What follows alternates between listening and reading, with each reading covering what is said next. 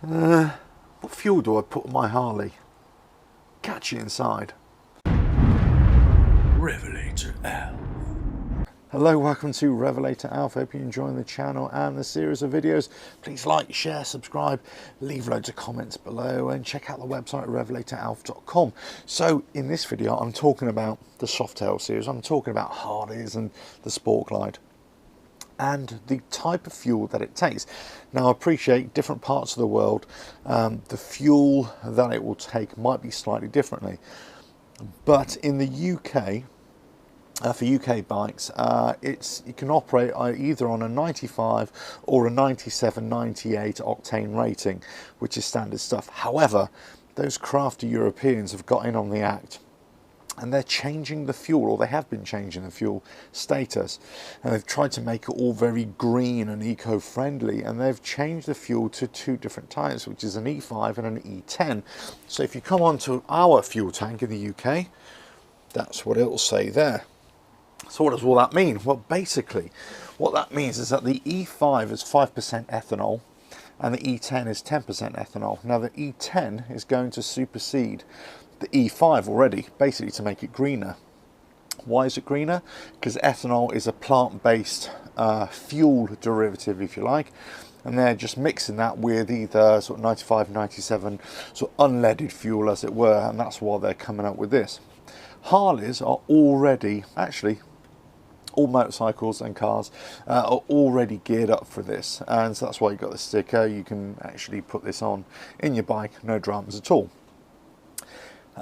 You can actually have greater ethanol as well, because the future is saying that they're going to go up to possibly 30%, something like that, 25%. And I believe up to 22% you can also put fuel with 22% ethanol in the bikes as well. The problem is there's a couple of things. First of all, they're saying that ethanol is potentially about 30%, 33% less efficient. So means if it's less efficient, then you're going to be using more fuel and possibly you're not going to be getting as much performance out of it. There's some debate over this. The other thing is, if they're constantly changing the fuels, then in the future, will the bike, an older bike, be able to keep up? Now, even vehicles prior to 2002, which is not that old really, they're already saying that they shouldn't be using the E5 and the E10 fuels in the UK, that is. That's why the UK has been a little bit slow in actually adopting this new process. We're still on 95 or 97, 98 octane ratings. Now, so here's the other thing. Can you put a 97, 98 octane rating in your Harley, and will it make any real difference? Well, the 97, 98 octane ratings are specifically more for performance engines, and they require that greater combustion. So that's why you've got them. But actually, if you put it in this bike, a lot of people say, yeah, you got a lot more performance. Well, it costs more anyway, but actually it's negligible. The performance gain is negligible. Also talked about whether you can get different types of fuels and whether you can put that into your Harley. So let's say, for example, you can get an aviation fuel, which is 100 low lead. Now, in the bikes right now, we put unleaded fuel in, but you can get 100 low lead aviation fuel. It's a gasoline, and that fuel is designed for petrol piston engined helicopters or aeroplanes, but they're designed to run at constant RPM. That constant RPM allows that fuel to work at its optimum. Also, what happens is that because it's a leaded fuel, you can get lead deposits in your bike as well, your engine or your car. Actually, the performance gain isn't that great. In fact, hardly anything at all. But you are doing from a 95% or 95 octane rating, you're going to a 100 octane rating. So there's that slight difference. Would I put 100 low lead in my Harley? Probably. Well, actually, I wouldn't. They are using 100 low lead extensively in sort of dirt bikes, sort of scrambling bikes, that kind of thing. They have done in the past.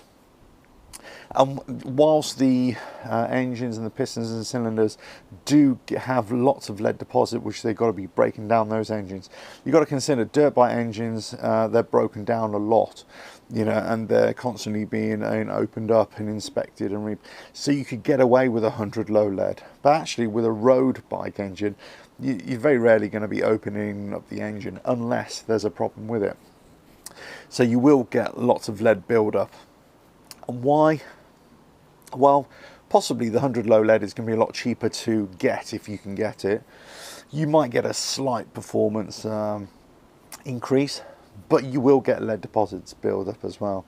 So I would say it's probably not worth the hassle, really. I mean, look, if a zombie apocalypse happens and the only chance of getting any fuel for your bike is to get from a tanker of 100 low lead, yeah, then go for it. But until that time happens, well, you know, just use your standard octane rating at your local gas station, garage, whatever it is. It really depends where you are in the world, what octane rating you're getting as well. And obviously that will affect performance slightly, but not only marginally, not a tremendous amount. But let me know where you are in the world. Let me know what your octane rating is from your gas stations and what you put in your bike as well. Right, anyway, catch you on the next video, whenever that is. Please like, share, subscribe, leave loads of comments below. Hope you found that useful, and I'll catch you, well, check out the website as well, RevelatorAlf.com, and catch you, well, and on another video very, very soon. Ta-da now.